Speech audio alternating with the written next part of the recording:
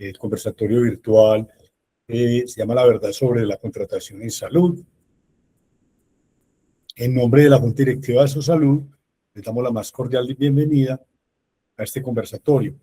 La Junta Directiva de este periodo, que empezó en marzo, uno de los temas que generó inquietud era la situación de contratación de los trabajadores de la salud. En el caso, pues, de nosotros, los profesionales de la salud, pues, como todos saben, a su salud agrupa profesiones de la salud. Somos 34 organizaciones que representamos 12 profesiones. Y obviamente, dentro de todas las dificultades que uno encuentra del día a día, pues se firma por desconocimiento, o muchas veces se trabaja sin ni siquiera saber a qué tengo derecho, qué tipo de contrato tengo y en qué condiciones los tengo. Y obviamente firmamos a ciegas y muchas veces, en una forma muy coloquial, pues no sabemos comparar peras con manzanas y terminamos tomando malas decisiones, o muchas veces, como diría un negociador, dejamos sobre la mesa ganancias que ni siquiera pensamos en pedirlas cuando legalmente tenemos derecho a ellas. FEPASDE, que es uno de los parte del grupo de los abogados hoy, que nos está apoyando, pues nos da estadística, porque obviamente, pues, como muchos de ustedes, los profesionales dan parte, tienen de su fondo FEPASDE de asesoría, dentro de ellas las jurídicas, desde el punto de vista laboral. Más o menos en el 2025 se atendieron 10.900 consultas jurídicas en todo el país. De esas, el 30.8, o sea, más de 3.000, correspondieron al área laboral, convirtiendo en la principal fuente de inquietudes de nuestro afiliado ante los abogados de la Sociedad Colombiana de Anestesia. Y los temas que más les consultaban a dichos abogados no son causuales, tienen que ver con jornada laboral, liquidación de prestaciones sociales, asuntos relacionados con contratos, su terminación, revisión o reconocimiento del llamado contrato realidad, que ahora, en el transcurso de la charla, pues vamos a ir conociendo el tema. Y adicional, pues no pago de salario, honorario, retrasos, y todos son los temas que vamos a abordar en la noche. Gran parte de, como decía ahora, sobre la mesa dejamos plata, por decirlo de una manera, es el desconocimiento de las condiciones laborales, de los derechos que tenemos y de la estabilidad que podemos obtener. Obviamente vivimos en un sistema de salud en crisis y donde hay una precarización del talento humano en salud, y donde obviamente pues somos el jamón del sándwich, y por lo tanto, cuando tanto las IPS como las instituciones, cuando obviamente el margen no les da por las dificultades con la posición dominante de la EPS, muchas veces se termina trasladando el costo de la oportunidad y del dinero a nosotros, los trabajadores de la salud. Llama la atención que en la mayoría de nuestros médicos, enfermeras, terapeutas, químicos, realmente el principal modelo de contratación es lo que llama prestación de servicios, o en algunas partes del país se conoce como OPS, órdenes de prestación de servicio. Y obviamente el desconocimiento hace que muchas veces nuestros profesionales ni siquiera tengan claridad que tienen una orden de prestación de servicio y los derechos que tienen. Entonces, en ese orden de ideas, y antes de presentarle a nuestros 4 panelistas, pues voy a poner como las reglas de juego claras, y partimos desde la siguiente metodología.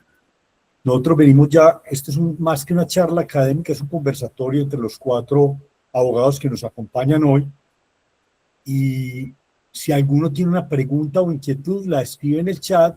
Ya Derly, que es nuestra directora ejecutiva de Salud, y mi persona, pues nos encargaremos de depurar las preguntas, y vemos que algunas son similares, pero nosotros ya le hacemos a ellos las preguntas directamente, para evitar que muchas veces las preguntas se vuelven más largas que las respuestas. Entonces, en ese orden de ideas, les voy a presentar los 4 panelistas de hoy. El doctor Carlos Eduardo Núñez Escarria es el abogado coordinador jurídico de la Sociedad Colombiana de Anestesia y líder de la línea 24 horas que recibe asesorías de FEPASDE. Bienvenido, doctor Carlos Eduardo. Doctor Mauricio, buenas noches a todos los que se conectaron hasta ahora. Perfecto. El segundo invitado es el doctor Raúl Cataño Arango. El doctor Raúl es el representante legal y abogado de RCA SAS, especialista en Derecho Laboral y Seguridad Social, especialista en Derecho Procesal y especialista en Responsabilidad Civil. También la organización de Raúl nos ha acompañado en algunos de los eventos, sobre todo en la parte pensional. Bienvenido, Raúl, y muchas gracias por acompañarnos el día de hoy. No, muy buenas noches, doctor Esteban, al doctor Mauricio, al doctor Carlos, al doctor Ricardo. Nuevamente agradecerle por la invitación y esperamos que sea bastante amena esta charla. Muchas gracias. Doctor Esteban Bustamante Estrada, abogado, odontólogo, psicólogo y gerente de TecSalud. Bienvenido también. Muchas gracias. Y doctor Ricardo Barona Betancourt, socio de Barona Llanos, abogado, director de la Colex Colombia, especialista en Derecho Laboral y Seguridad Social. Ricardo, bienvenido. A usted, doctor Echeverri, muchas gracias y a su salud por la invitación. Un abrazo. Muchas gracias a todos ustedes de verdad, es un grupo muy selecto de abogados con mucha experiencia, la gran mayoría, pues en algún momento nuestra organización ha tenido un relacionamiento directo e indirecto con ellos y nos han servido de gran apoyo tanto la Sociedad Colombiana de Anestesia a través de su fondo PEPASDE, como el equipo de Ricardo, pues nosotros, TecSalud de Esteban Bustamante, que nos acompaña también en los procesos de Asosalud directamente, y como les decía también el doctor Raúl Cataño en inquietudes con pensiones. Entonces vamos a tener por bloques. El primer bloque es una diferencia entre OPS y contrato laboral.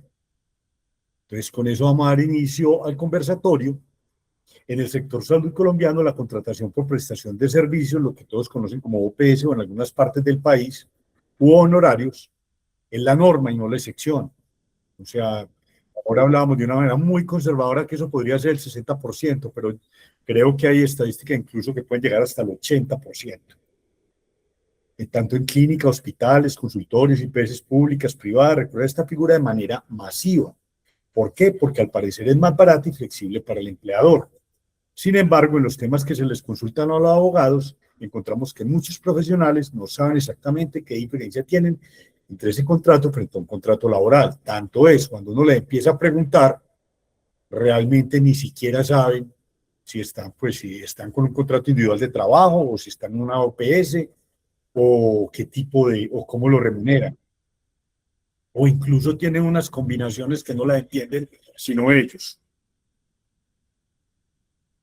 Entonces, esa ignorancia tiene un costo muy alto. ¿Por qué tiene un costo muy alto? Porque cuando usted pues no conoce sus derechos, pues obviamente no los exige, ¿cierto?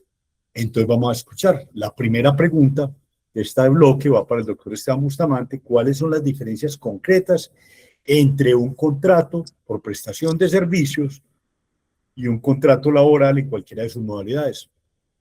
Doctor Bueno, Esteban. muy buenas noches. Correcto, doctor Mauricio. Esta es una situación muy importante y es que, como usted lo decía, a los trabajadores de la salud, uno les pregunta, ¿cuánto es tu ingreso? Entonces yo estoy en el hospital X y me gano 4 millones de pesos. Y me están ofreciendo en el hospital Y un ingreso superior de 4 millones y medio. Entonces, visto así, dice, no, me voy para el de 4 millones y medio. Y cuando nos sentamos con el profesional, encontramos que es mucho mejor el ingreso de 4 millones de pesos que el de 4 millones y medio. Entonces uno le pregunta, ¿cuál es tu forma de contratación? Ah, es que actualmente yo tengo un vínculo laboral y me gano 4 millones. ¿Y para dónde te vas? Ah, yo no sé. Y vamos a revisar y es un contrato de prestación de servicios donde no tiene seguridad social, no tiene prima, no tiene vacaciones, no tiene cesantías. Parto de esa diferencia para que el trabajador de la salud tenga presente siempre que antes de comparar un ingreso debe preguntar cuál es su forma de contratación. Son totalmente diferentes. Entonces no solo mirar un ingreso en caja mensual, sino todo lo que hay detrás del tipo de contratación. Si hay una seguridad social, si hay unos derechos laborales adicionales o simplemente es un pago único. Entonces, para dar la respuesta a la pregunta del doctor Mauricio, pues en forma breve, tenemos que un vínculo laboral, que no siempre el vínculo laboral es el vínculo laboral individual, el contrato sindical también es de orden laboral y dentro de su estructura interna pueden definir una remuneración muy similar a un contrato laboral individual. El contrato laboral implica una finalidad y es que ustedes como profesionales disponen su mano de obra, su conocimiento en favor de una IPS, de una institución de salud, de una manera subordinada, es decir, cumpliendo un horario, cumpliendo unas órdenes. Mientras que en un contrato de prestación de servicios, el ideal, lo correcto jurídicamente es que ustedes ahí no están subordinados, que lo que finalmente está revisando la entidad que los contrata es que ese producto o ese servicio sea correcto, independiente de un incumplimiento de horario, independiente de cumplir unas órdenes. Sin embargo, este es el punto principal donde ambas formas de contratación empiezan a confundirse, porque la prestación de servicios, lo usual en salud es que termine cumpliéndose órdenes, termine cumpliendo horarios, como si fuera un contrato laboral individual.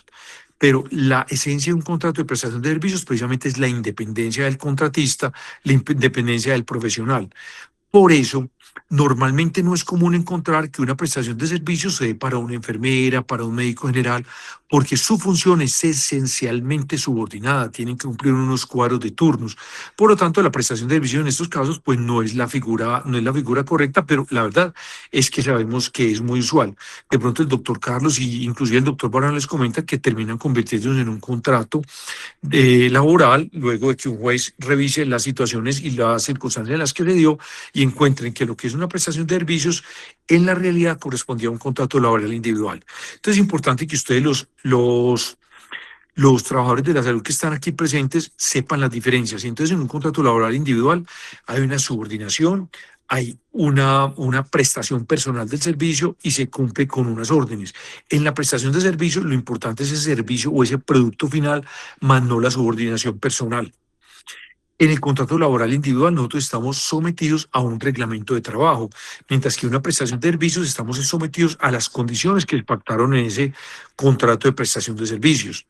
En un contrato laboral individual tenemos una seguridad social que es pagada en su mayor parte por el empleador y una porción de salud y de pensión que es pagada por el trabajador, mientras que en un contrato de prestación de servicios está toda la seguridad social debe ser pagada por el trabajador o por el contratista. Eso es supremamente importante y tiene unas consecuencias económicas supremamente fuertes. Es que un contrato de prestación de servicios, si paga la seguridad social sobre el 40%, un contrato de 10 millones de pesos estarías pagando sobre 4 millones de pesos, que son 1.200.000 pesos mensuales, que en un contrato laboral individual sería muchísimo menos porque la mayor parte de esto lo asumiría el empleador. Igualmente en un contrato laboral individual, en un contrato de pues, lo que se llama vinculación, tenemos derecho a unas prestaciones sociales, es decir, unas primas, unas vacaciones, unas cesantías, un auxilio de transporte, tenemos derecho a un uniforme, mientras que en un contrato de prestación de servicios todos esos derechos no se tienen porque realmente la naturaleza de la prestación de servicios no es una naturaleza laboral y por lo tanto no está regida por el Código Sustantivo de Trabajo. En un contrato laboral individual tenemos derechos a un periodo de descanso, a unas vacaciones. En una prestación de servicios, mucha gente es muy curiosa porque nos dice, no, yo también tengo vacaciones y no son realmente unas vacaciones porque no es remunerada, simplemente se suspende el contrato de prestación de servicios, les dan un tiempo libre para no prestar el servicio, no trabajar durante ese tiempo, pero realmente no son unas vacaciones porque realmente no están remuneradas. Simplemente es un tiempo ocioso donde no hay remuneración y ustedes sí pueden disfrutar pues, de un descanso, pero no de un descanso pagado por el empleador. Y algo muy importante, en un contrato laboral individual tenemos el derecho a una asociación sindical y a unas peleas y unas reivindicaciones sindicales que derivadas de todos los derechos que nos da el derecho laboral colectivo, el derecho sindical, mientras que en un contrato de prestación de servicios nuestros derechos están limitados a lo que finalmente se pueda definir en un contrato de prestación de servicios. Esas es básicamente como las diferencias y de pronto los otros abogados quieren complementar, pero pues con el objetivo de no quitarles el tiempo a los demás, la resumo de esa manera y de pronto ahorita en las preguntas podemos también ampliarlo. Gracias, doctor Esteban. Acaba una pregunta para el doctor Carlos Núñez, que es la siguiente. ¿Por qué las IPS prefieren contratar por prestación de servicios si el trabajo que hace el profesional es el mismo que haría bajo un contrato laboral? Bueno, la respuesta corta y partiendo de lo que nos decía el doctor Esteban es porque le cuesta menos y porque le da más flexibilidad. Cuando una IPS contrata por prestación de servicios, no paga prestaciones sociales, no paga cesantías, primas, vacaciones ni aportes para fiscales. En la prestación de servicios, el profesional es quien asume la totalidad de la cotización a la seguridad social. paga el 12.5% en salud. Si es un contrato laboral, solo pagaría el 4%. El 16% en pensión, si nos vamos al campo laboral, asumiría apenas el 4%. Además debe asumir la totalidad del pago de la ARL, que en el contrato laboral lo paga el empleador. Para ponerlo en números, más o menos, digamos que a usted le ofrecen un contrato de prestación de servicios de 5 millones de pesos versus un contrato laboral de 5 millones de pesos. Para el contratante, finalmente cuesta 5 millones de pesos el contrato de prestación de servicios. Si lo contrata a través de un contrato laboral, más o menos tiene que disponer de 7 millones 500 y pico para asumir pues, todos los costos adicionales que tiene, de salud, de pensión, de ARL, de caja de compensación, de cesantías, intereses de las cesantías, las primas, las vacaciones, la dotación, ¿listo?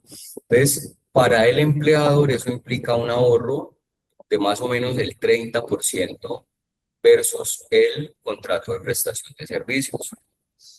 Para el empleado o para el contratado a través de prestación de servicios, la ley permite cotizar sobre el 40% del valor del contrato, siempre que ese 40% no sea inferior a un salario mínimo. Si volvemos al ejemplo de los 5 millones de pesos, el 40% de esos 5 millones serían 2 millones de pesos.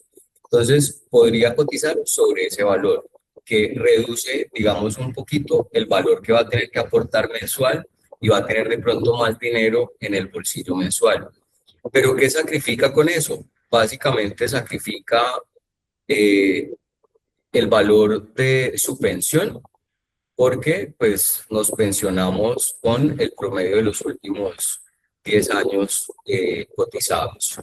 El ingreso base de cotización para la licencia de maternidad o para las incapacidades. Entonces, si usted cotiza sobre los 5 millones de pesos, pues va a recibir su incapacidad, su licencia de maternidad sobre ese monto.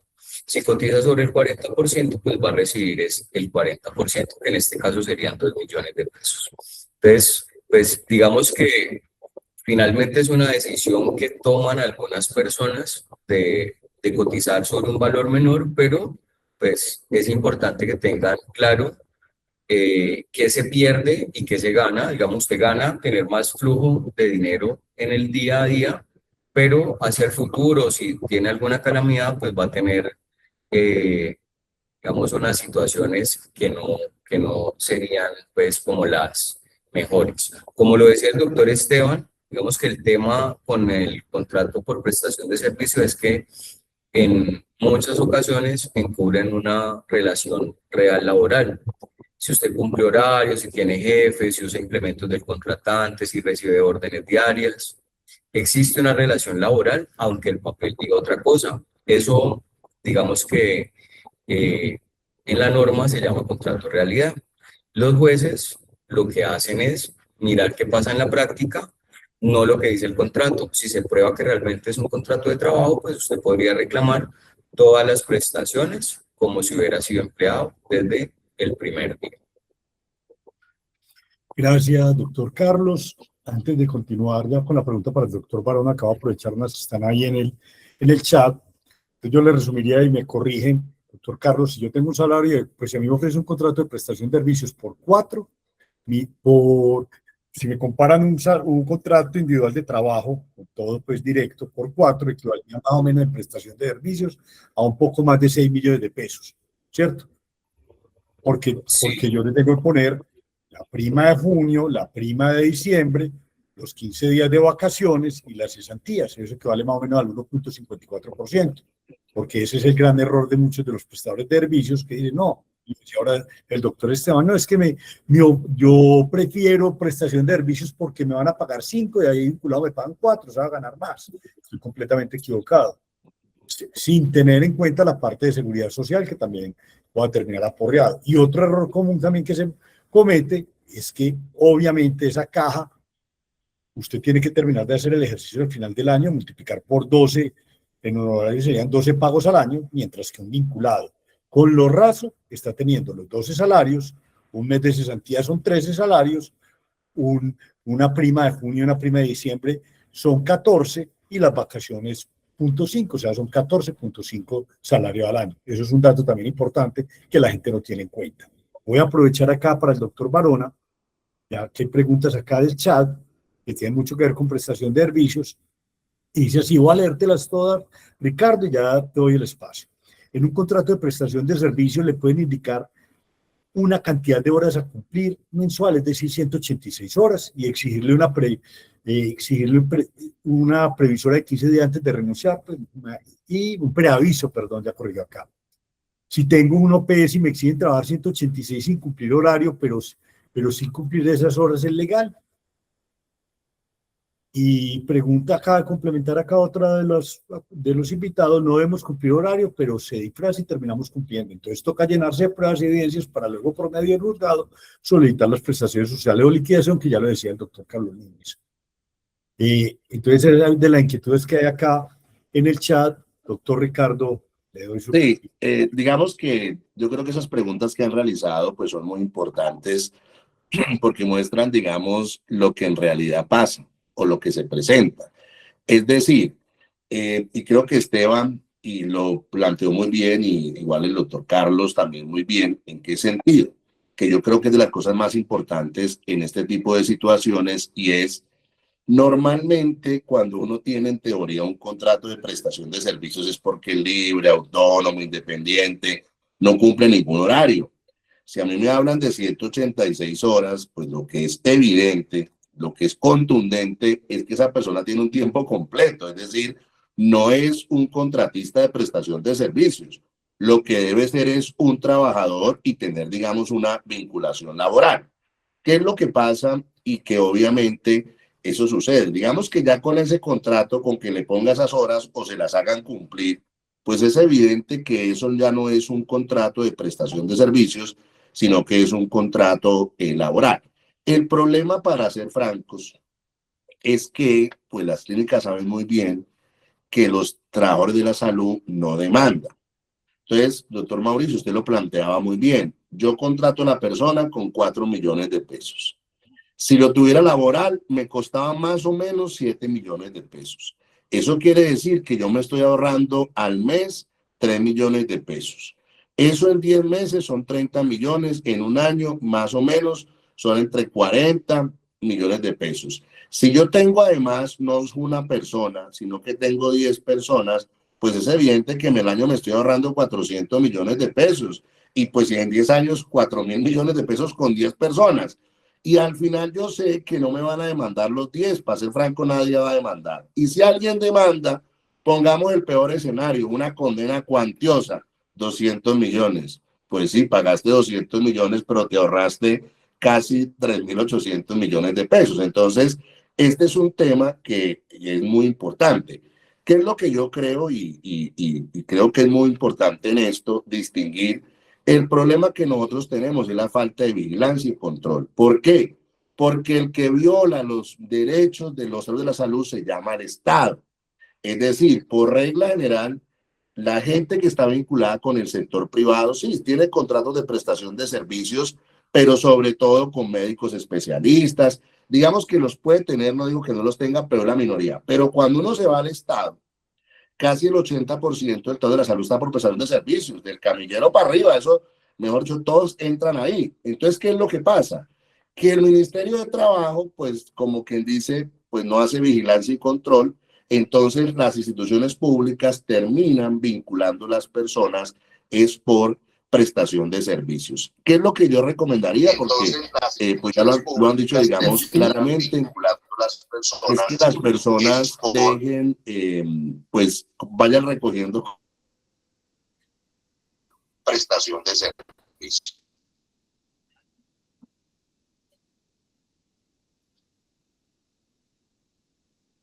Doctor Ricardo, ¿se te fue la señal o se...?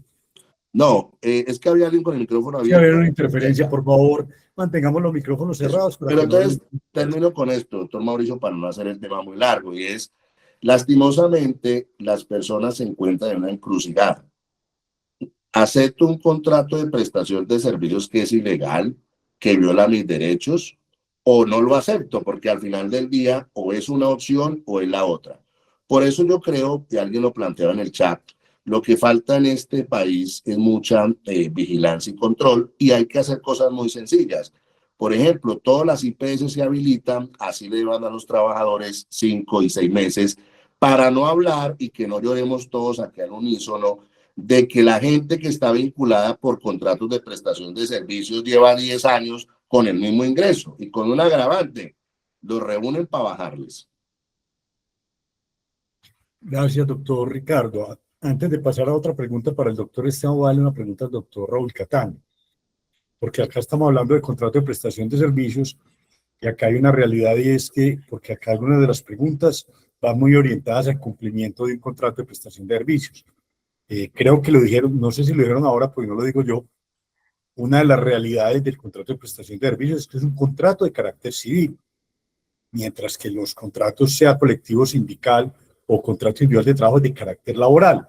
Entonces, la pregunta es, si yo estoy en un contrato de prestación de servicios con contrato firmado y todo, ¿yo puedo renunciar o tengo que cumplir el contrato? Primera pregunta. Segunda pregunta, si no me pagan, ¿qué puedo hacer? ¿O a cuánto tiempo? O es lo que estipula el contrato. Y si el contrato no dice a cuánto tiempo me deben de pagar, entonces como si nunca lo incumplieran. Y, y por último, pues en ese contrato de prestación de servicios, si a mí me tienen cumpliendo horario, me tienen con el uniforme de la institución y además el cuadro de turnos de la institución, y yo me tengo que acomodar al horario que ellos me pongan, pues eso es como blanco es, gallina lo pone y ¿cierto? Y frito de come. Exacto. Dale, Raúl, entonces, gracias. Bueno, muchísimas gracias. Bueno, primero que todo, vamos a resumir en una frase todo lo que hemos hablado. Una frase que dice mi mamá a mi papá: usted cuida los centavos para perder los pesos. Usted cuida los centavos para perder los pesos. ¿A qué me refiero yo con esto? Ahorita cuando el doctor Esteban hacía la comparación entre un contrato de prestación de servicios, que el contrato de prestación de servicios, primero que todo, es legal. Eso es legal. Eso no es ilegal, ¿cierto? Es muy importante tenerlo claro. Con un contrato laboral, pues hombre, es que el contrato de prestación de servicios me dicen que son 4.500.000 y el contrato laboral me dicen que es 4 millones. Entonces yo me voy para el de 4.500.000 porque pues obviamente me van a dar más dinero ahí. Pero hay que mirar todo lo que está diciendo también ahorita el doctor Mauricio. Venga, el pago de la seguridad social. Venga, el pago de las prestaciones sociales. Venga, ¿cómo es el tema del horario? Todas esas situaciones son muy importantes tenerlas claro. Yo he tenido oportunidad, pues obviamente, de asesorar varios médicos y he conocido médicos especialistas que yo digo, a este señor sí le vale la pena tener un contrato de prestación de servicios. Es nefrólogo, trabaja para las Américas, trabaja para Fresenius, trabaja para Davita, trabaja 3 horitas allí, 3 horitas acá, 3 horitas acá, pone unos catéteres y por eso cobra muy buen dinero. Entonces uno le dice, señor, hombre, es que a usted de pronto le funciona el contrato de prestación de servicios. ¿Por qué? Porque realmente no está limitado solamente a un contratante, sino que tiene varios contratantes. Entonces, en el tema de contrato de prestación de servicios, ¿qué se puede ver afectado en el tema de la pensión? Primero, en el tema de contrato de prestación de servicios, recordemos, como le decía el doctor Esteban, pues, y el doctor Carlos, pues, tiene la posibilidad de como mínimo empezar con el 40%, ¿cierto? Pues si él puede cotizar por más y quiere cotizar por el 100% de su contrato de prestación de servicios, lo puede hacer, pero realmente nadie piensa en esa situación, nadie piensa en el más allá.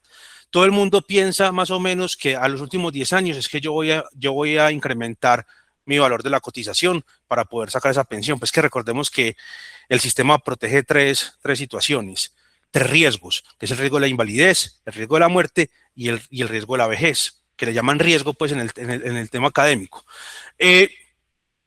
Esa persona que está con contrato de prestación de servicios, partiendo de que realmente existe un contrato de prestación de servicios, pues hombre, no solamente está cotizando por el 40% de ese valor del contrato. Entonces lo más probable es que la pensión vaya a haber una brecha salarial, una brecha pensional en el momento en que la persona se vaya a pensionar, sea por vejez, sea por invalidez o sea por sobrevivientes. El tema es que uno planea la vejez, pero uno no planea la invalidez, ni tampoco planea la muerte. Eso es un riesgo que es imprevisto, es futuro, pero cierto, pero no sabemos en qué momento va a pasar. Entonces ahí el tema es muy importante tenerlo claro a todas las personas que nos están escuchando en este momento, mirar qué tipo de vinculación tengo yo, mirar si realmente sí es atractiva, porque en la hoja me aparece un valor determinado y realmente en la realidad es otro.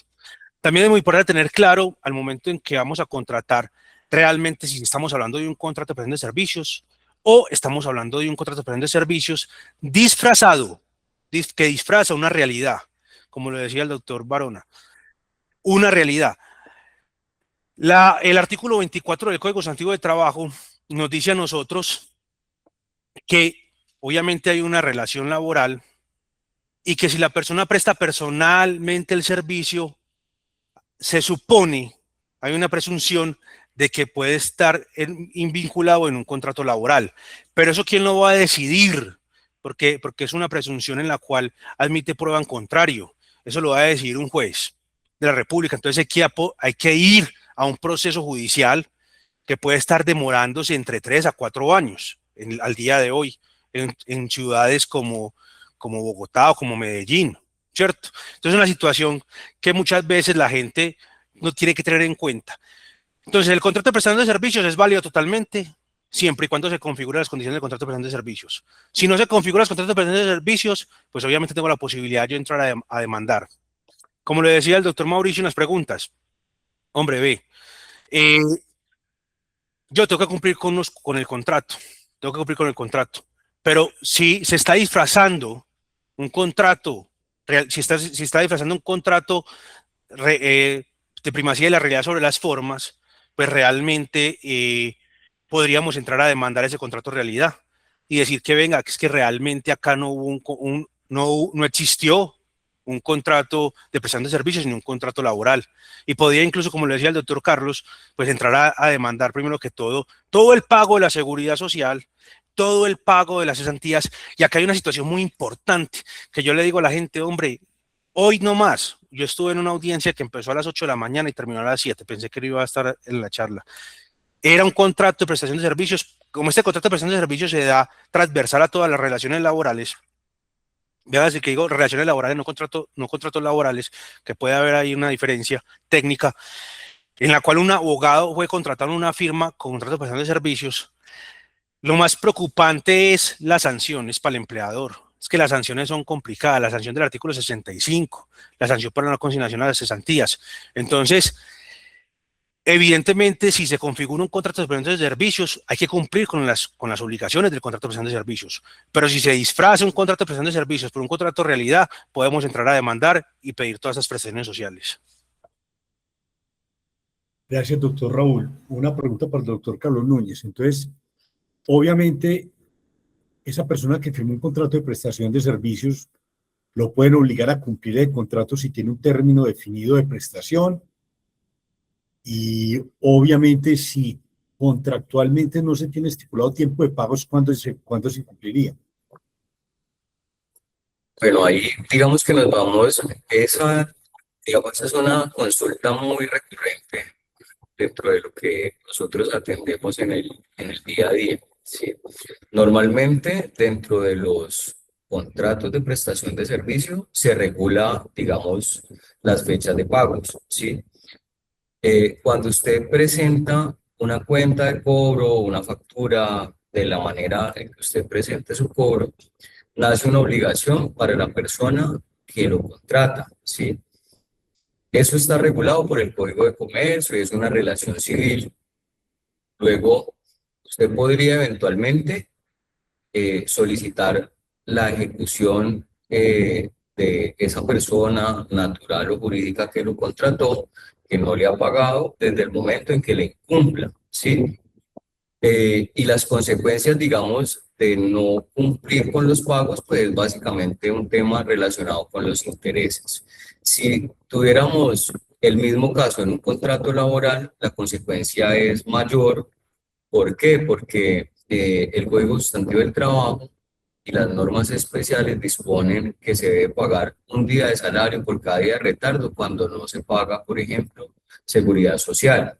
Entonces, pues realmente mm, dentro de los contratos que no son laborales, sino de prestación de servicios, pues lo que nosotros normalmente hacemos para solucionar los temas es tratar de acreditarlo a través de acuerdos que se firman, bien sea a través de una conciliación o de un contrato de transacción donde se imponen obligaciones claras, expresas y exigibles para poder después cobrarlo, porque la gran dificultad que encontramos en muchas ocasiones es que no guardan ni el contrato, entonces no tenemos el contrato, no tenemos la factura, no tenemos la cuenta de cobro o nunca se ha presentado cuenta de cobro. Entonces, digamos que esas situaciones lo que nos llevan en la práctica es que a veces lo que se busca es intentar acordar con la persona jurídica que nos debe dinero y así pues poder conseguir el pago de lo que se les debe. Doctor Carlos, hay otro dato también muy importante que la gente no tiene en cuenta, y es que es un contrato, cuando es un contrato de prestación de servicios que es de carácter civil, a la hora de la liquidación de una institución, ese tipo de contratos van en orden de prelación mucho más atrás que los laborales y los de impuestos y los contratos colectivos sindicales. Eso es otro dato importante. Y ahí en el chat también hablan la parte de la incapacidad en los prestaciones de servicios. Es que realmente recuerden que si yo estoy en una prestación de servicios, en teoría el empleador soy yo mismo. Entonces, obviamente, como ya lo decía ahora el doctor Núñez, si yo estoy pagando sobre el 40% de mi contrato de prestación de servicios, la seguridad social, entonces si tengo un contrato de prestación de servicios por 4 millones y pago seguridad social por 1.600.000, bueno, no puede ser inferior a un mínimo, pero bueno, pues pongámoslo homologando lo que llega a un mínimo, cuando me van a pagar la incapacidad, pues la incapacidad del 66 va a ser todavía mucho más inferior de eso, ¿cierto? Entonces eso también es otro dato importante, que la gente piensa que el problema no es, que como decía ahora el doctor Raúl Cataño, que no solamente el problema es a largo plazo con las pensiones, porque es que uno está aliviado hasta que se enferma y a cualquier edad, lleve 3, 4 años o 5 años laborales, pues usted puede tener una enfermedad catastrófica que le dé una incapacidad permanente y obviamente ¿con qué se va a pensionar? Con un salario mínimo y con eso no va a pagar ni para usted ni para su cuidador. Eso es otro dato también importante. Una pregunta antes de cerrar este bloque para el doctor Esteban Bustamante. ¿Puede desempeñar funciones asistenciales de manera permanente en una IPS o una S? Recuerden que la IPS son las privadas, las S son las de carácter público. ¿Qué modalidades de vinculación existen para estos casos y qué diferencias prácticas debería tener en cuenta antes de aceptar una oferta? Doctor Bustamante. Bueno, entonces la modalidad de contratación por excelencia para una actividad asistencial y de carácter permanente es la contratación laboral, ¿cierto? O una contratación mediante alguna de las figuras de vinculación con la planta del Estado. Dentro de la laboral tenemos la laboral individual, que es el contrato pues, de vinculación que se conoce normalmente, o la laboral colectiva, que es mediante un contrato sindical.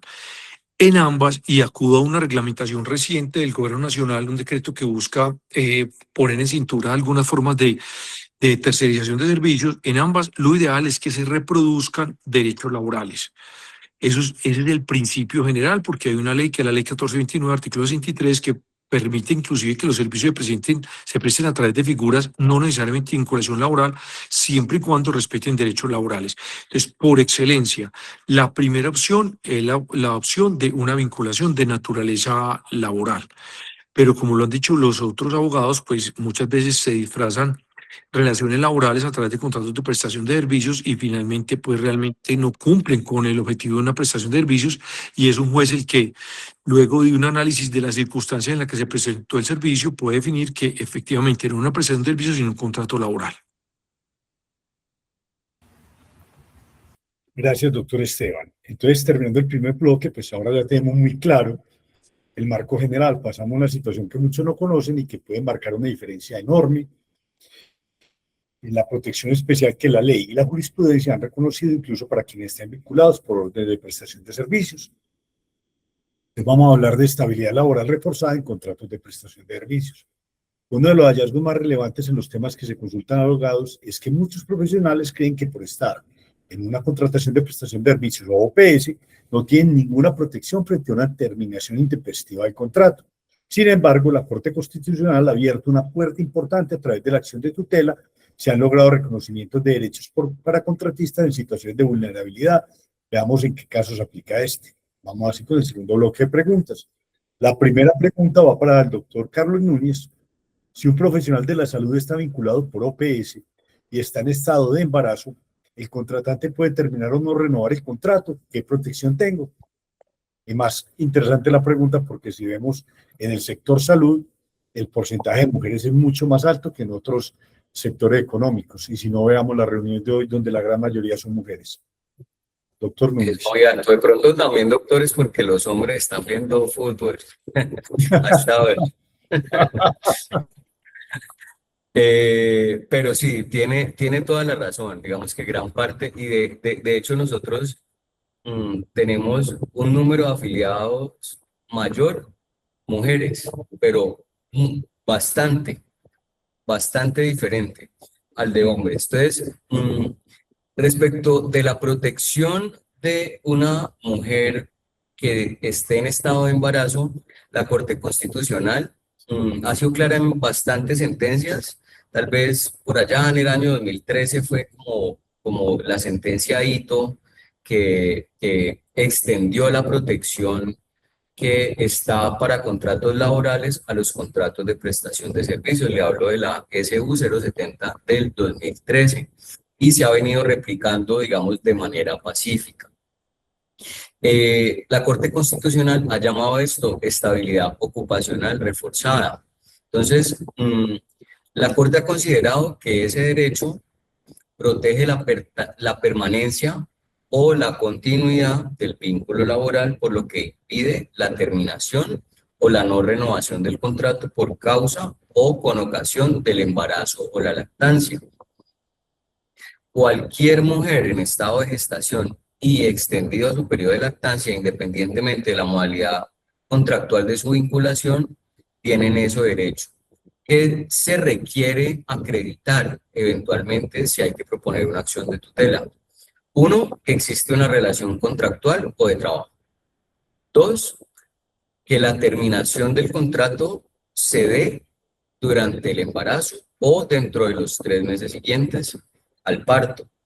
Y tres, que es supremamente importante, que para el momento del despido o de la terminación del vínculo, el empleador o el contratante, en el caso de los contratos de prestación de servicios, tenga conocimiento del estado de embarazo y no cuente con autorización previa del ministerio para la terminación. Si a una mujer le terminan el contrato de trabajo estando en embarazo y el contratante conoce ese estado de embarazo, se presume que la causa de esa terminación del contrato es el embarazo, por lo cual sería procedente la acción de tutela solicitando el reintegro, la renovación del contrato o la continuidad del mismo. Por ello, es importante que si cualquiera de las mujeres que está aquí está en una situación así, le notifique por escrito a su empleador o a su contratante que está en embarazo. Es válido incluso un mensaje por WhatsApp. Hay libertad probatoria, pero es importante poder acreditarlo, porque si el contratante se defiende en el proceso indicando que no sabía, porque pues nadie le avisó, pues eventualmente pueden negarle el derecho. Gracias, doctor Carlos. Siguiendo con las preguntas, esta es una pregunta para el doctor Raúl y el doctor Ricardo. Soy contratista hace más de 15 años en un hospital y hay rumores de que no me van a renovar. Tengo 60 años y me faltan 2 para pensionarme. Obviamente estamos hablando de un hombre. ¿Tengo alguna protección legal o estabilidad reforzada? ¿Empiezo yo o el doctor Barona? Como quieran. Hágale. Bueno, pues a ver, primero que todo, hay que tener claro una situación, ¿cierto? En las OPS como tal, formalmente, si hablamos pues de una OPS real, el contratista no tiene la misma estabilidad que un trabajador dependiente, ¿cierto? Pero eso no significa que quede absolutamente desprotegido, porque en Colombia incluso las relaciones contractuales pueden existir protección constitucional cuando está comprometido, por ejemplo, el mínimo vital. Y en este caso, pues la situación de prepensionado podría entrar a jugar acá. Incluso hay una sentencia de la Corte Suprema de Justicia en la cual ha establecido, pero en este caso era un contrato laboral, de que no podrían despedir a una persona incluso cuando ya tenga las semanas, pero le falta la edad. Es muy importante el término que ahorita hablaron, el doctor Carlos, que dice ocupacional. Vea que estamos hablando ya no de un contrato laboral, sino que la misma Corte Constitucional está hablando ya no de una relación laboral, sino que está hablando de un tema ocupacional. Entonces podríamos entrar a hablar de que si en el momento en que está despedido esta persona, si es despedido faltándole 2 años para pensionarse, pues obviamente podría uno hablar de una debilidad manifiesta, de un tema de una relación ocupacional no laboral y podría tener una protección constitucional, ¿cierto? Habría que revisar, pues obviamente ya partiendo de que no existe que el contratista realmente no es un contratista, sino que en la práctica era un contrato realidad, porque pues obviamente una PS que dura 15 años en un hospital, pues empieza a mostrar algo muy importante y probablemente no estamos ante la necesidad, entre una necesidad ocasional, una necesidad excepcional o transitoria, sino la necesidad permanente de un servicio, y podríamos estar hablando pues de un contrato realidad. Entonces, pues obviamente ese tema del prepensionado, esa condición de prepensionado no significa que nadie pueda terminar nunca el vínculo, sino que no es una protección absoluta, pero sí exige mirar si la terminación o la no renovación afecta de manera grave el acceso real a la pensión y al mínimo vital de esa persona que está muy cerca de cumplir los requisitos. Esto ahí pues como para darle la palabra al doctor Barona. Dale, doctor Ricardo. No, yo qué agregaría, miren, es que estas protecciones, por decirlo así, vienen es de la Honorable Corte Constitucional, porque es que para ser francos, la figura del prepensionado nace con la Ley 790 del año 2002, que era única y exclusivamente para las personas del sector público, pues con una finalidad específica y contundente, que le faltara menos de 3 años para la pensión, pero con esto, para que no lo sacaran con una indemnización, la persona llevaba 3 años, tome su indemnización, no, lo que querían era que la persona se fuera con una justa causa de despido que era la pensión, es decir, era más barato eso que lo otro. Pero miren lo curioso, una figura del año 2002 para el sector público, se empieza a prolongar en el tiempo, ya estamos en el 2026, y lo que solamente era para el sector público empieza también a aplicarse para el sector privado. ¿Yo qué agregaría? Porque es bueno que lo tengan en cuenta. Primero, yo creo que lo que hay que mirar también en este ejemplo es si la persona está en Colpensiones o está en un fondo privado. Porque yo creo que si la persona está en un fondo privado, no tiene, en este caso de prestación de servicios, no gozaría la figura del prepensionado, porque en teoría él se pensiona es cuando tenga un capital, no cuando tenga una edad ni tenga unas semanas. Y históricamente la Corte Constitucional ha protegido esta figura del prepensionado para las personas que se encuentran nuevamente vinculadas a Colpensiones.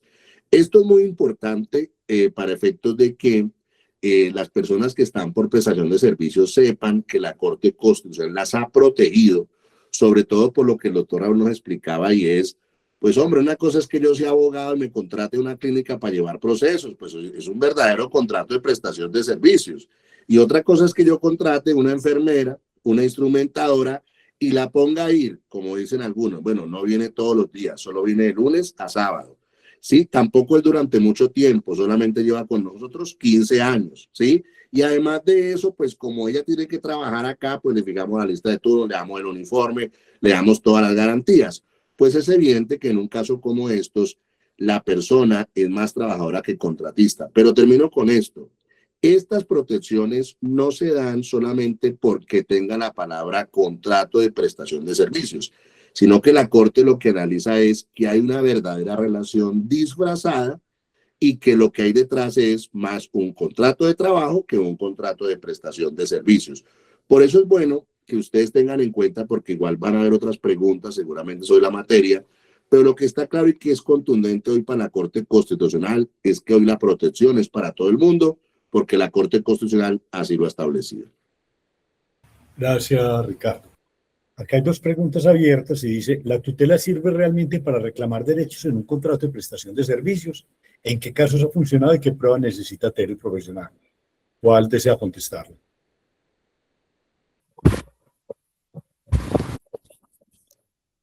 Pues si quieren, me animo.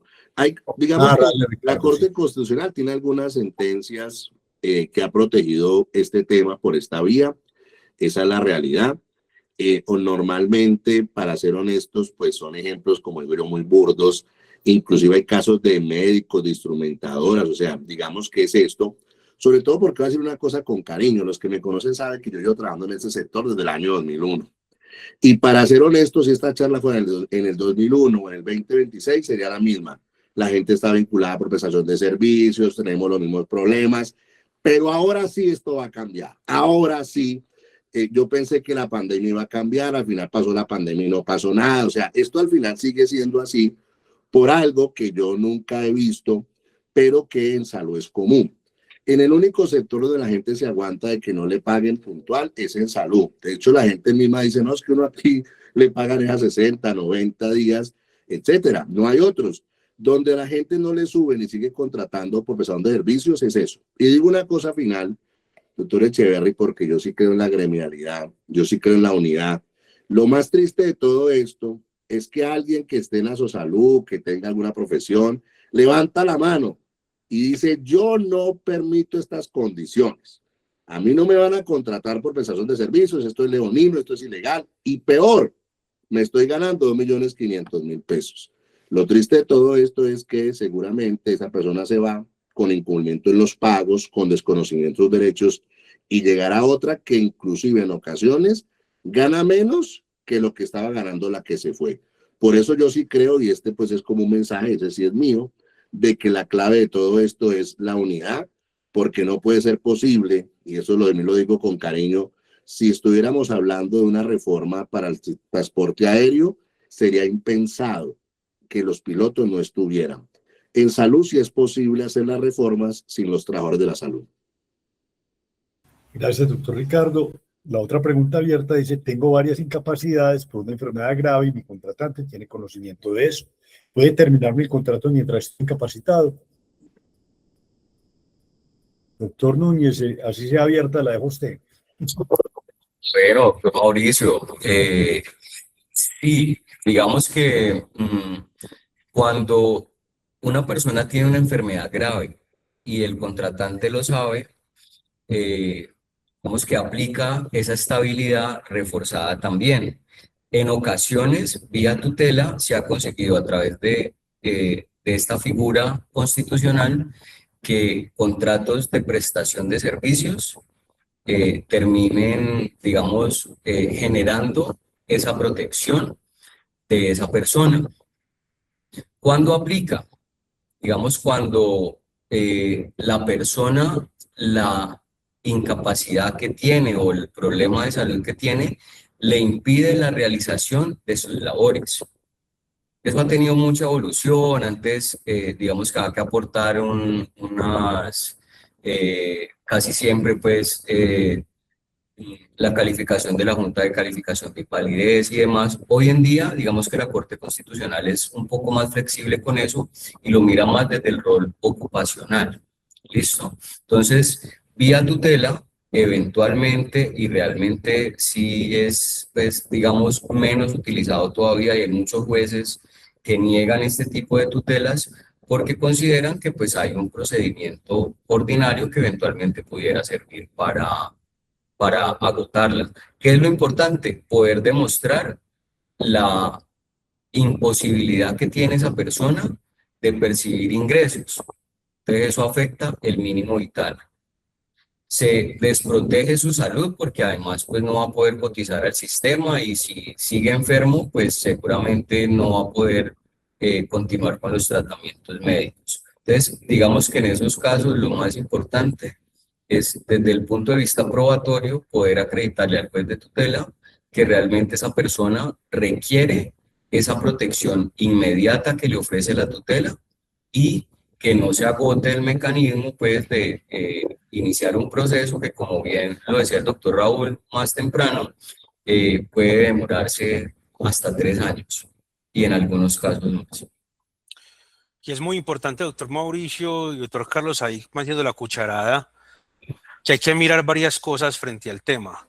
Uno también cuando uno presenta una tutela de estas, que me ha tocado algunas veces presentarlas, hay que mirar también si la actividad contratada continúa o continuaba, ¿cierto?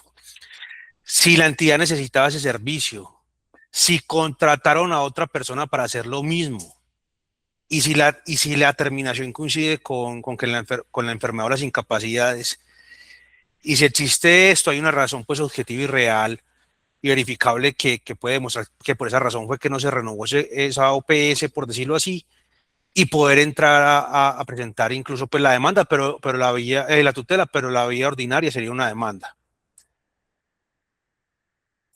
Gracias, doctor Raúl.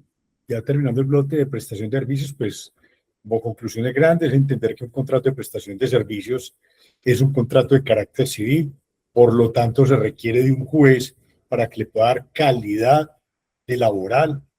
Eso no es ni un inspector de trabajo, es una demanda laboral y, como dice, se puede demorar mucho tiempo y por eso muchas instituciones pues se la juegan a que un gran porcentaje no demandan y que los procesos se pueden demorar tanto que obviamente terminan beneficiándose y terminan ahorrándose dinero, ¿cierto? Entonces es un dato importante y que obviamente uno tiene que tener muy claro y saber homologar cuándo un contrato de prestación de servicios me conviene y cuándo y cuánto debo recibir por ello. Ahora vamos a hablar de contratos laborales propiamente dichos, específicamente de una pregunta que aparece con regularidad entre los temas que se consultan a los abogados que tenemos hoy de panelistas. Y es cuando un contrato de término fijo deja de serlo y se convierte en un indefinido. Y aquí hay novedades importantes de la reforma laboral que debemos conocer. Entonces acá el bloque que seguimos es el contrato de término fijo se convierte en indefinido. La reforma laboral trajo cambios que tienen impacto directamente en la forma en que se renuevan los contratos a término fijo. Muchos profesionales llevan años renovando contratos cada 3 o 6 meses sin saber que la ley les puede estar reconociendo una estabilidad mayor cuando se cruza esa línea. Pues vamos con las preguntas con respecto a este tema. La primera va para el doctor Ricardo Barone. Llevo varios años con contratos a término fijo que se renuevan consecutivamente. ¿Cuántas renovaciones se necesitan para que la ley me reconozca un contrato indefinido? ¿Qué cambió con la reforma laboral? Doctor Barone. Sí, muy bien, miren, esa pregunta es de esas preguntas que son importantes porque una cosa es a veces lo que se dice en los medios de comunicación y otra cosa es lo que queda establecido en la reforma. ¿Por qué? Porque pues durante toda la reforma laboral se planteó que el contrato a término fijo iba a desaparecer, pero eso no es cierto y vamos a indicar es qué estableció la reforma laboral y cómo quedó. Lo primero, digamos que la ley que es la reforma laboral es del año pasado, ¿sí? Entonces, cuando uno mira el corte, uno podría decir, toda la gente que esté vinculada antes de la reforma laboral, es decir, de tiempo atrás, así lleve 10 años, 15, 20, 30, 40, en contratos a término fijo renovándose, pues ese contrato no se le convirtió en indefinido.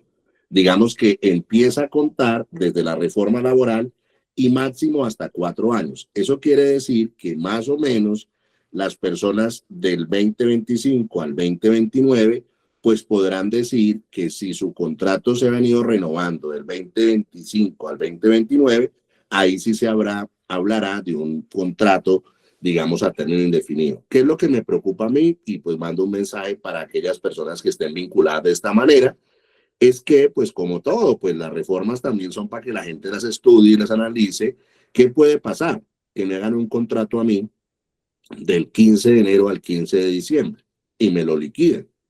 Y me hagan otro y me digan, Ricardo, vuelva en enero del otro año y yo vuelvo en enero del otro año. La pregunta del millón sería y es, ¿son dos contratos diferentes? ¿Uno que se liquidó o es un nuevo contrato?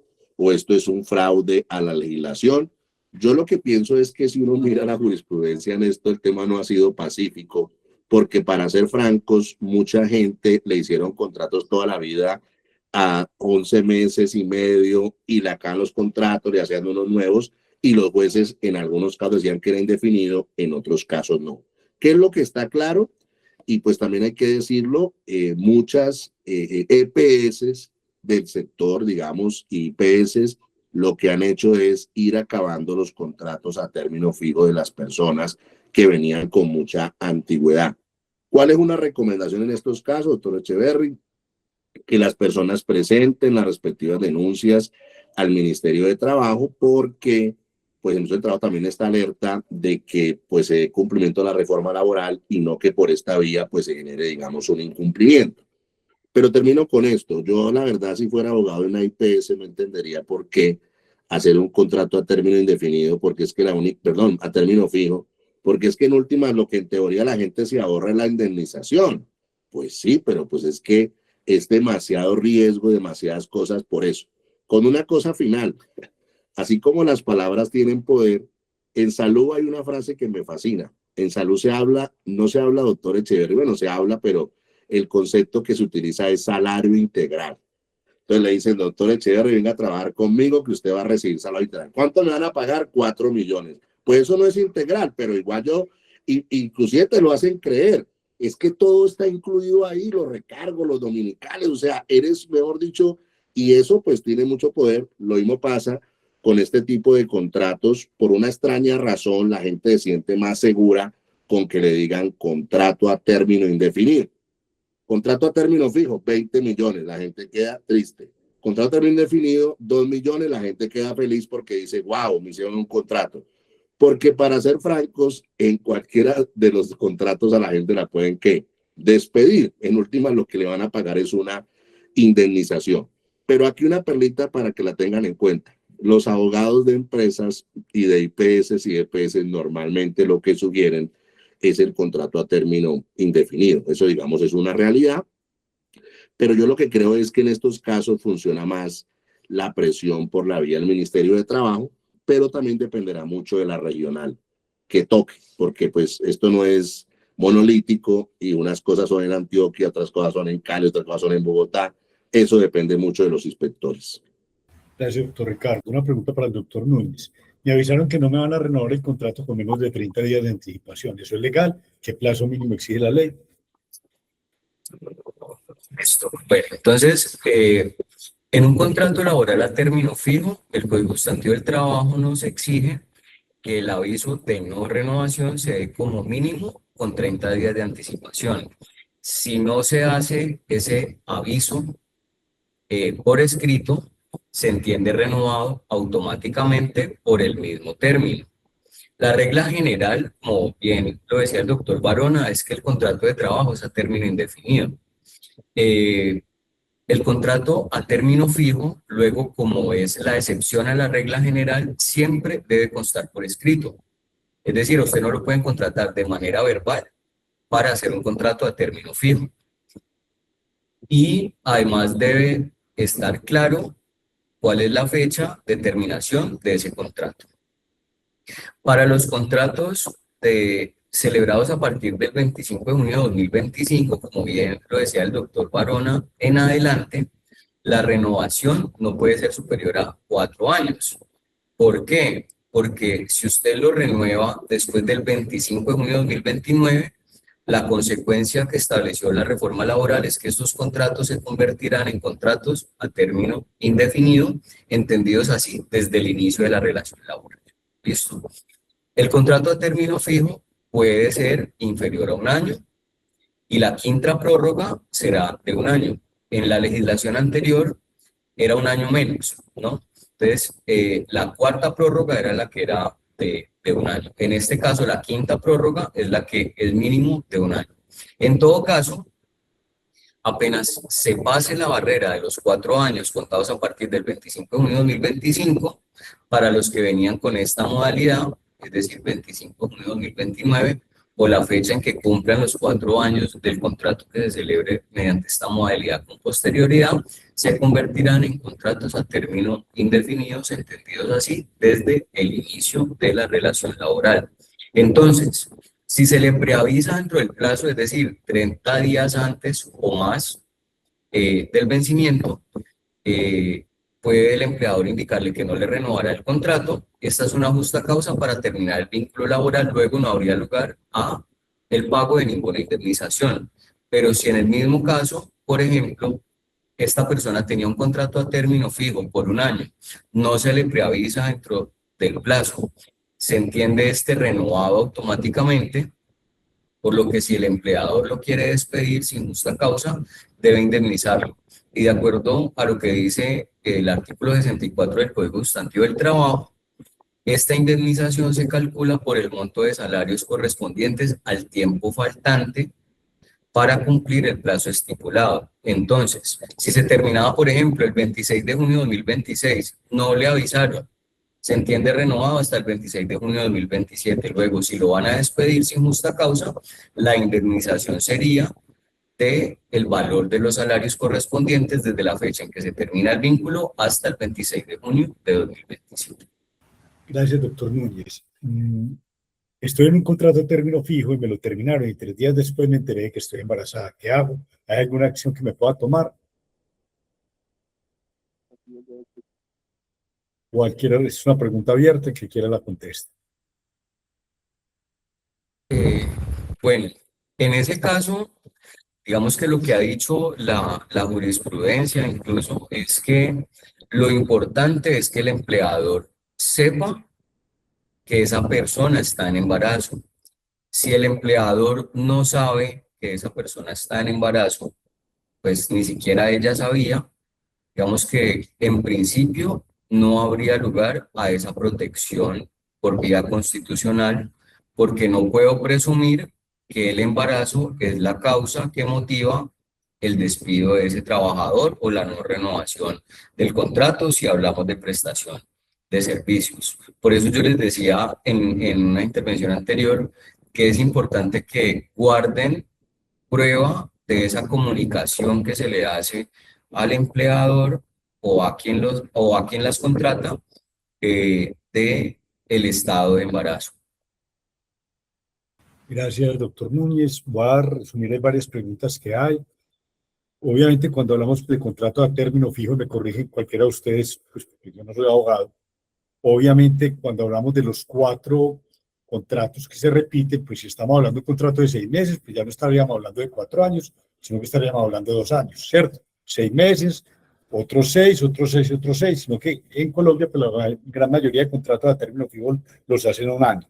Entonces, obviamente, cuando se hablan de 4 periodos, independiente de la duración de ellos, sino que un contrato a término fijo no puede ser superior a 1 año, ¿cierto? Eso es como lo primero. Y si yo estoy incapacitado y se me va a vencer un contrato a término fijo, ¿me pueden preavisar o se renueva automáticamente porque esté incapacitado?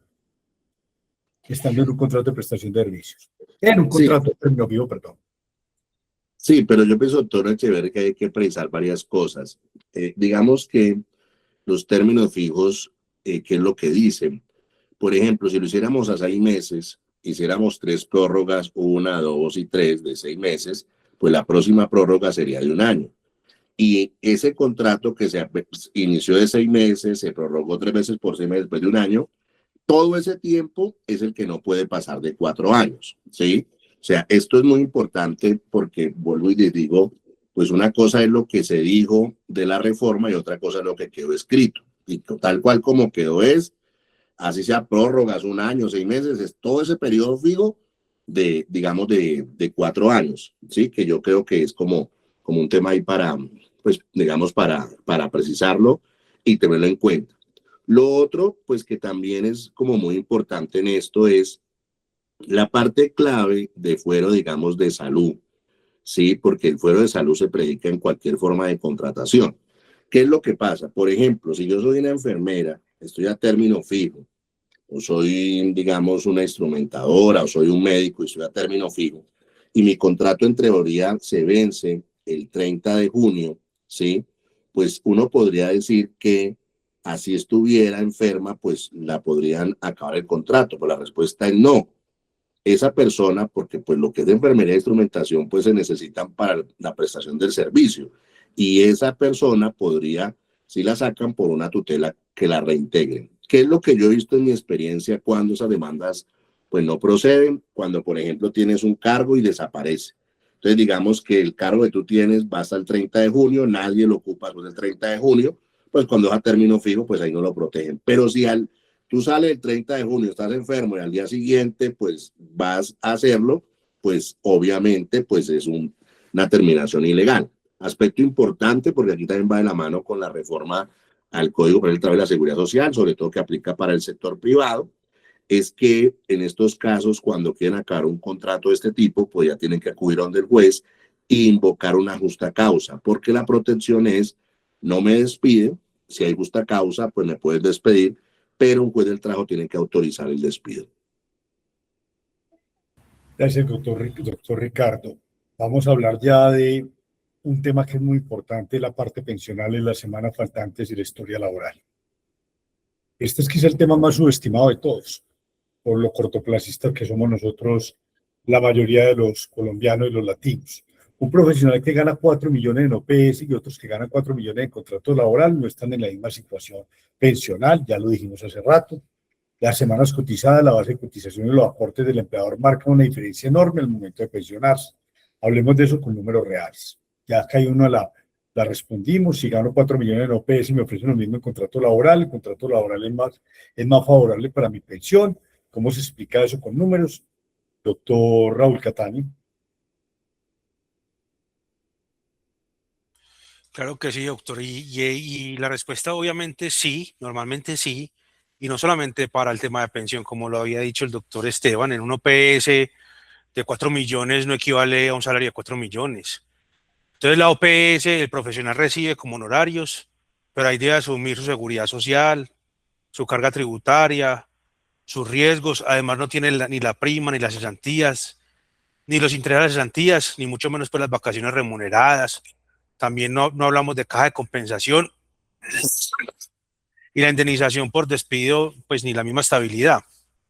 En cambio, en el contrato laboral, pues obviamente el salario genera prestaciones y la seguridad social se paga de manera compartida entre el empleador y el trabajador. Eso tiene un impacto económico inmediato y también un impacto pensional. Un ejemplo sencillo para explicar en el tema del contrato laboral: todos los dos profesionales en salud reciben 4 millones mensuales, uno por OPS y el otro por salario. Entonces, el primer caso recibe 4 millones, pero este de pagar la seguridad social como independiente, no tiene prima, no tiene cesantía, no tiene interés de cesantías, no tiene vacaciones remuneradas, ni caja de compensación. Y si pues obviamente se le termina el contrato, normalmente no tiene indemnización laboral. Y si se enferma, se le puede complicar mucho el tema de la estabilidad del ingreso. Pues acá ya lo hemos dicho que es posible la tutela, pero pues obviamente hay un parangón ahí complejo. En cambio, en el tema laboral, primero que todo va a cotizar, el empleador tiene que cotizar por los 4 millones de pesos de salario, y sobre eso también nacen las prestaciones sociales, las vacaciones remuneradas, los aportes. Y entonces, pues obviamente sí es importante y si hay una diferencia ahí económica.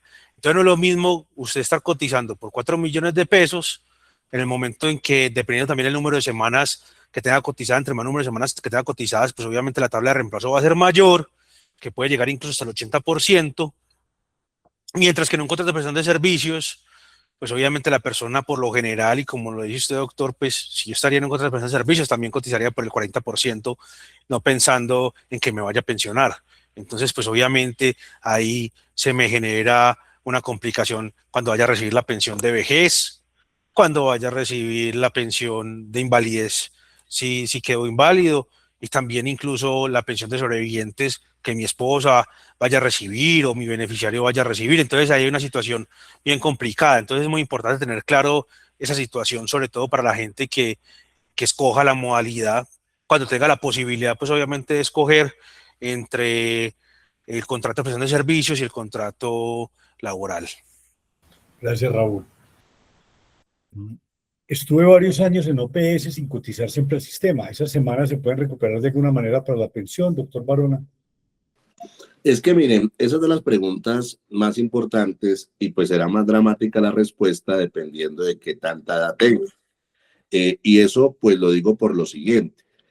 Digamos que en una época, eso ahorita no es posible, así usted sea contratista hoy de prestador de servicios, Lo primero que usted le exigen para pagar es ir a su aporte a la seguridad social, ¿sí? Inclusive por eso yo digo que para ser contratista toca tener plata, porque es que hay que pagar la seguridad social por delante sin que le paguen. El mundo al revés. Tú pagas la seguridad social y después te pagan a los 6 meses, pero has pagado 6 meses la seguridad social. Entonces, digamos que en una época había personas que no les exigían los pagos a seguridad social o le valían que yo soy profesor en una universidad, que yo tengo un primo, bueno, que soy beneficiario, que estoy en el Silven, todo eso lo valía. Pero entonces, ¿qué pasa? La persona venía muy contentica, como digo yo, durante todo este tiempo, en una época pues sin pagar seguridad social, pero llegó el momento definitivo. El hombre cumplió 62 años, la mujer 57, y le dicen, usted ha trabajado 30 años, pero aquí le aparecen semanas cotizadas, 800 semanas. Es decir, que no tiene derecho, digamos, a la pensión. Hoy en día, para ser francos, pues hay varios mecanismos, entre comillas, fáciles, por decirlo así. Uno es ingresar a la página esa de www.soyactuario.com.co, mirar tu historia pensional y mirar qué tiempos no pagaste para que hagas los respectivos pagos. ¿Cuál es el problema hoy en día? Que dependiendo de tu ingreso, hay un decreto que todavía está vigente, te dicen que te sacan un promedio y pues obviamente así sean periodos que tú te ganabas el salario mínimo, pues te lo toman durante todo ese tiempo, durante todo ese promedio. Digamos que esa es una fácil porque esa es pagar y las semanas te aparecen. Aspecto importante, solo se puede pagar por una sola vez. El otro camino es lo que hoy está haciendo la gente y es una demanda de primacía de la realidad. El tema pensional no prescribe, eso es una ventaja, eso quiere decir que si yo trabajé 10 años o 15, puedo reclamar hoy, reclamo que soy un trabajador, reclamo que soy un con vinculación laboral en ese periodo, seguramente lo demás está prescrito, pero me reconocen el tema de las semanas, eso te lo suman a Colpensiones o te suman los aportes a los fondos privados. Entonces, formas para hacerlo, pues la una es pagando por esta herramienta que les digo, soyactuario.com.co, la otra es una demanda laboral, solo para reclamar la pensión. Gracias, doctor Ricardo. Una pregunta para el doctor Raúl. ¿Qué pasa si el contratante no me reportó las semanas trabajadas en la historia laboral? ¿Cómo lo detecto y qué puedo hacer? Que es algo muy común. Bueno, es muy importante tener clara, o como decía el doctor Ricardo Barona, como el independiente le queda fácil pagar eso por Soy Actuario siempre y cuando sea a partir del 29 de enero del año 2003. Que la ley 797 del 2003 fue la que estableció que el independiente con capacidad de pago estaba en obligación de cotizar. Entonces, pues obviamente una persona con contrato de prestación de servicios o con contrato comercial o contrato civil que tenía capacidad de pago, pues puede pagar ese tiempo. Fácil. La otra, como lo dice también el doctor Barona, pues obviamente una demanda a ese empleador. Pero hay que demostrar que realmente sí era un empleador.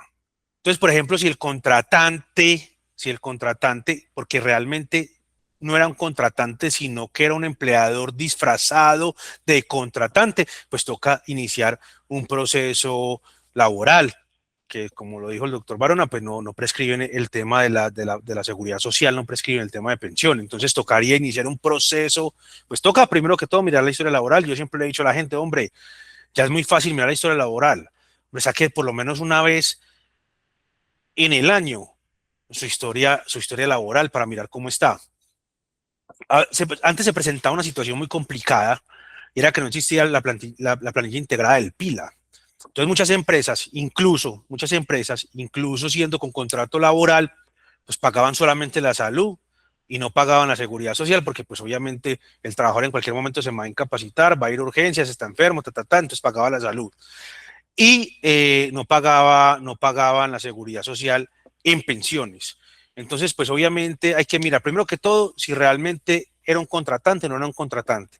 Si era un contratante real, pues realmente no se exigía un horario, si habían unas actividades que tenía que hacer, pero no había una continua subordinación, porque pues obviamente uno de los elementos de la relación laboral o del contrato laboral es una continua subordinación. Si no existía esa continua subordinación, sino que realmente se configuraba una relación comercial o civil, pues obviamente la obligación de pagar la seguridad social es del contratista. pero si realmente no era un empleador disfrazado de contratante, pues toca presentar la demanda. Entonces es muy importante estar mirando, pues obviamente, esa historia laboral, y la actualizando para estas situaciones que se pueden presentar. Porque recordemos que, como usted lo decía, doctor Mauricio, este tema es acudir ante la jurisdicción. Esto no se lo va a resolver a uno del Ministerio de Trabajo en ningún momento. Gracias, doctor Raúl. Antes de entrar en el último bloque, aprovechando los decretos que sacó el gobierno saliente en estos días, la pregunta para el doctor Esteban Bustamante. ¿Estos decretos, estas nuevas reglamentaciones del gobierno mejoran las condiciones de los trabajadores de la salud? Doctor Bustamante. La respuesta es contundente, no. Las condiciones de los trabajadores de la salud no se solucionan con un decreto. Las normas en Colombia son supremamente abundantes que permiten a los hospitales crear plantas de cargos. No se necesitan nuevos decretos, se necesita nada más y nada menos que plata. Las recientes normas, como el decreto de tercerización, el decreto de formalización en el sector salud que está colgado en este momento en la página, sinceramente son carreta. Lo que se necesita acá es dinero. Los hospitales perfectamente pueden crear plantas de cargos, aun si el gobierno no saca ninguno de esos decretos. No se necesita sacar ningún decreto de formalización. Las normas actuales, el Código Sustantivo de Trabajo está. Las plantas de cargos simplemente es crearlas cuando haya dinero para hacerlo. Esas normas actuales son normas absolutamente populistas. Los trabajadores de la salud realmente esperaban del gobierno nacional el cumplimiento de una cantidad de promesas que hicieron en campaña, de que sí se crearan unas condiciones laborales mucho mejores para los trabajadores de la salud. Y prueba de que esas normas no son necesarias es que muchos hospitales públicos y privados ya tenían plantas antes de todos estos nuevos decretos sin necesidad de que se expidieran. Es que la normativa en Colombia es supremamente abundante para crear plantas de cargos. No necesitamos nuevos decretos. Pues fíjense, doctor Mauricio, el gobierno nacional, la única S que creó en esos 4 años fue la S del Guainía. Y vaya, pregunte cómo está vinculada la mayoría de la gente por prestación de servicios. Y es creada por el gobierno Petro y vincularon por prestación de servicios. Entonces termina siendo carreta el tema de que vía normas yo voy a formalizar a la gente. La formalizo es vía recursos económicos para poder crear esas plantas de cargos.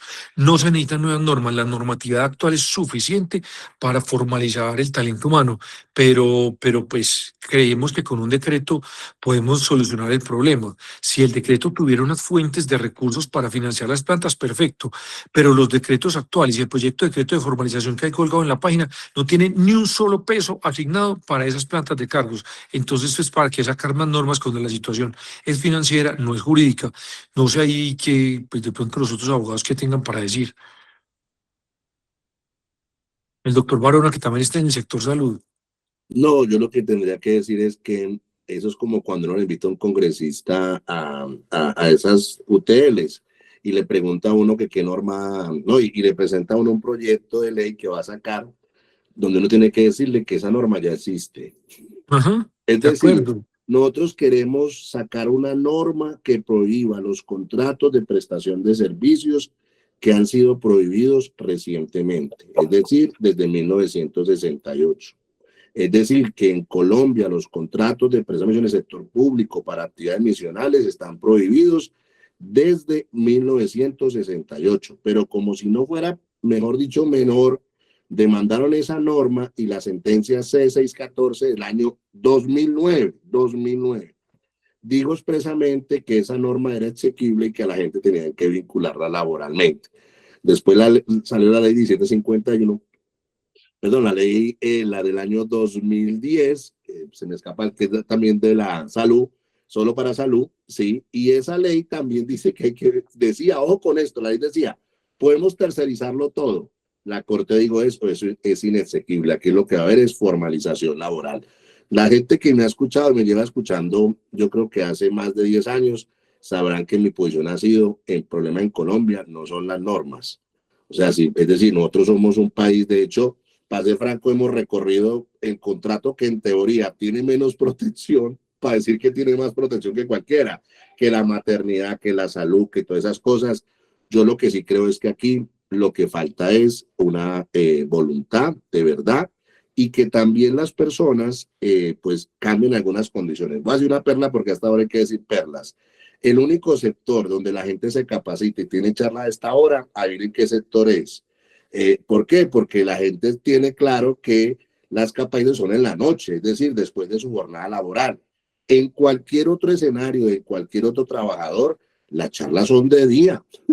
Es decir, la gente se forma de día y se capacita de día. Esa, digamos, es la realidad de las situaciones. Esto no lo digo como una crítica, lo digo es que lo que debemos hacer es exigir el cumplimiento de lo que hoy hay. Yo eso creo que es lo que hay. Sí, también puede ser tan optimista de que a todo el mundo lo van a vincular laboralmente, pues también creo que no, porque hay un mundo de gente, como explicó el doctor Raúl, que no está interesada.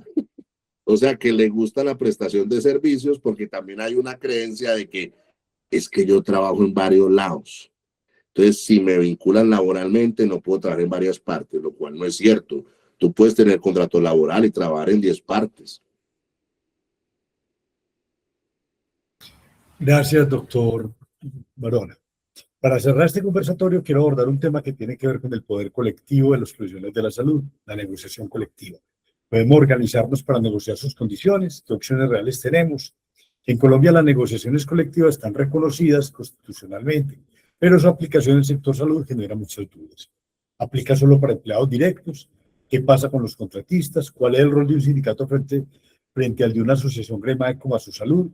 Estas son preguntas que aparecen con frecuencia entre los temas que consultan a los abogados de la SCAR y a los abogados de las diferentes organizaciones. Una pregunta para el doctor Bustamante. ¿Los médicos, enfermeras y demás profesionales de la salud pueden hacer negociación colectiva? Sí, enfáticamente sí.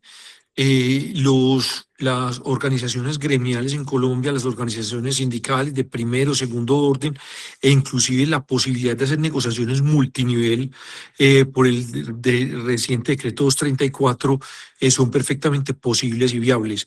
Entonces, médicos, enfermeras, inclusive no necesariamente pertenecientes a la planta de cargos de un hospital, que hagan parte de una agremiación, puede presentar pliegos de cargos y adelantar negociaciones colectivas en forma transversal, inclusive por unión de sindicatos de varios hospitales u organismos de segundo grado que representen trabajadores que están laborando en varios hospitales. Entonces es perfectamente posible, doctor Mauricio, si es un sí contundente, sí puede hacer negociaciones colectivas y llegar a suscribir convenciones colectivas de trabajo.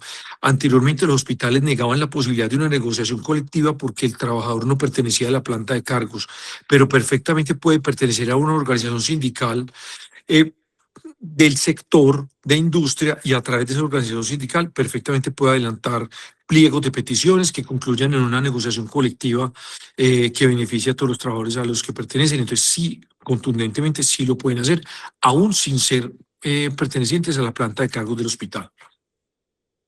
Gracias, doctor Esteban. Con respecto a ese mismo tema, se me perdió, perdón, un segundo. Ya. ¿Qué diferencias hay entre negociar como sindicato y hacerlo de forma individual como trabajador? ¿Qué ventajas concretas tiene la negociación colectiva? Pregunta para el doctor Ricardo Barona.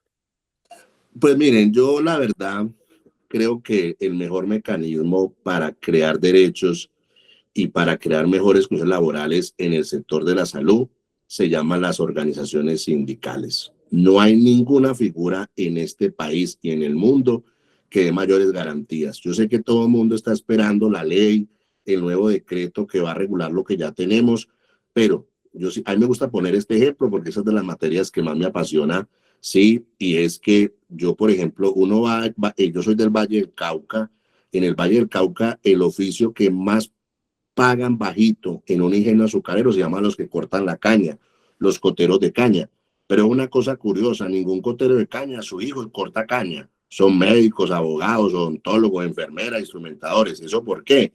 Porque en virtud de la negociación que han tenido los sindicatos con esas empresas, pues las condiciones laborales son mejores. Entonces, si me preguntan a mí, yo lo que pienso es que lo que deben hacer los trabajadores de la salud es o crear un sindicato de empresa, es decir, en su clínica, en su hospital, o crear un sindicato de gremio, nos reunimos los anestesiólogos, las enfermeras, o un sindicato de industria, el sector de la salud, y buscar bajo este tipo de figuras una adecuada contratación y a su vez el adecuado reconocimiento de derechos y garantías laborales. Miren, yo les puedo contar que estamos haciendo algo que pues yo llevo como más de 20 años hablando de esto, a ver si la gente se anima, pero pareciera que ahora sí están animados. Hace poco el Hospital de la Universidad Nacional acaba de suscribir una convención colectiva en el sector privado, porque en el sector público se da más, y adicionalmente, pues también con el tema de Colsubsidio, bueno, y todas esas cosas. Y también quiero finalizar con algo que seguramente el doctor Esteban agregará, y es que yo creo que la mejor opción es la unidad, porque también voy a decirlo abiertamente, también otra opción es un sindicato para obtener beneficios de un empleador, pero también la otra opción es hacer un sindicato para hacer contratación con los hospitales y buscar las mejores condiciones laborales para todos y cada uno de los trabajadores y acabar definitivamente con la figura de la contratación, digamos, por prestación de servicios.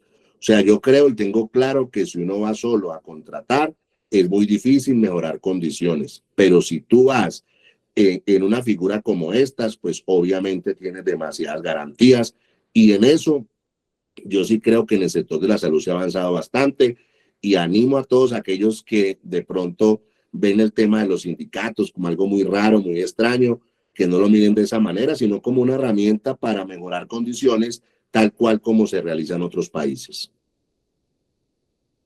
Gracias, doctor Ricardo. Voy a unir dos preguntas para el doctor Bustamante. Me propusieron vincularme a través de una asociación sindical sin firmar ningún contrato individual. ¿Eso es legal? ¿Qué derechos tengo? Pierdo en esa figura. Y un instrumentadora dice, estoy en un hospital público contratado por medio de una agremiación, contratada por horas, pero no tengo primas, cesantías ni vacaciones. Entonces, ¿cómo interpreta eso, doctor Esteban? Ahí hay dos preguntas juntas. Entonces, frente a la primera pregunta, si el trabajador ingresa laboral sin firmar ningún documento, el Código Sustantivo de Trabajo presume que está vinculado mediante una relación de trabajo, mediante un contrato laboral individual. Entonces, en ese caso, la persona entró a una agremiación, no firmó ningún documento, perfectamente un juez puede declarar que lo que tiene es un contrato de trabajo, más no una relación de afiliado partícipe a un sindicato. Entonces, sí necesariamente debe mediar un documento suscrito entre el trabajador y la organización sindical, que normalmente se llama un convenio de ejecución, para que efectivamente se formalice esa calidad de afiliado partícipe de un contrato sindical. Si no lo firma, puede estar bajo esa presunción de un contrato laboral individual. Y lo segundo, está vinculada en una organización sindical y no tiene prestaciones sociales, prima, vacaciones, cesantías. Ahí hay una violación a las normas laborales.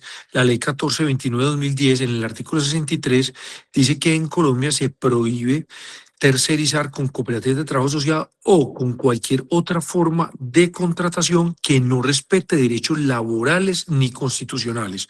Entonces, independiente de la forma de contratación de ese tercero, sí es necesario por disposición legal que se respeten derechos laborales y esa organización sindical debe tener en su reglamentación interna, que la exige el decreto 036 de 2016, un reglamento de contrato sindical donde se incluyen este tipo de prestaciones.